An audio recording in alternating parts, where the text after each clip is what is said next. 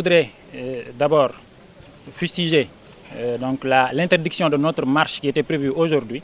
Je pense que vous tous, vous avez vu l'arrêté du préfet. C'est un arrêté que nous jugeons illégal. Parce que la marche est un droit qui est conféré par notre Constitution.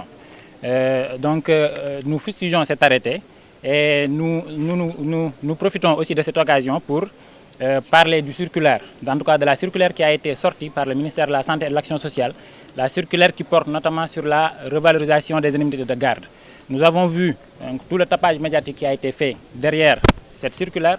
Nous voudrions attirer l'attention de toute l'opinion que cette circulaire, ou en tout cas cette revalorisation des indemnités de garde, n'est pas un objectif principal de notre combat. En réalité, ce que nous réclamons, ce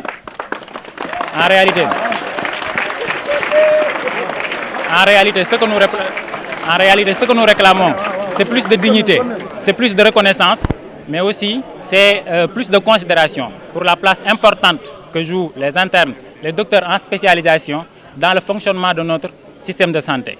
C'est pour cette raison que nous fustigeons cet acte, en tout cas ce tapage qui a été fait derrière cette circulaire, alors que les points les plus importants de nos revendications ne sont pas encore pris en charge, à savoir notamment la question qui porte sur le statut des médecins internes des hôpitaux, anciens internes des hôpitaux, mais aussi sur le statut des docteurs en spécialisation. Je pense que vous avez tous remarqué tous les problèmes que traversent les malades, en tout cas les patients actuellement dans leur prise en charge dans les différentes structures hospitalières. Et tout ça est dû au mouvement de grève actuellement de l'intersyndicale des spécialistes en formation. Nous rappelons qu'en dehors du statut, nous avons d'autres points de revendication.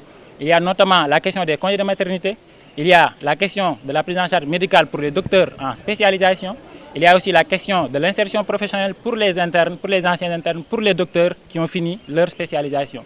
Et il y a enfin la question de l'alignement du régime indemnitaire des internes aux autres agents ministériels.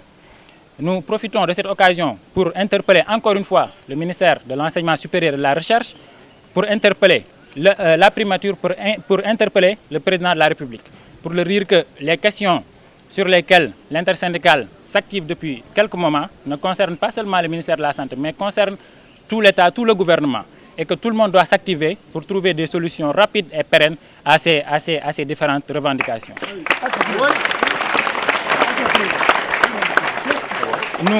Nous prenons acte des pas qui ont été effectués par le ministre de la Santé et de l'Action sociale, des pas que nous jugeons minimes et des pas qui ne sont pas encore définitifs.